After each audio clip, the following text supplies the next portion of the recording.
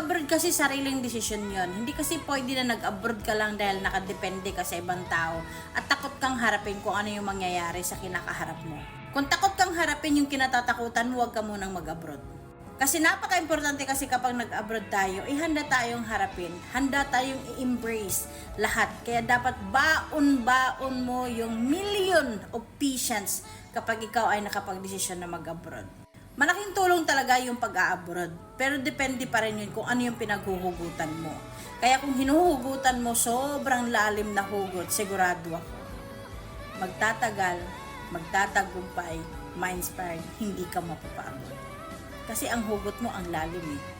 Kaya kapag nag-abroad ka, dapat sigurado ka na kaya mong harapin kahit anumang pagsubok. Amping!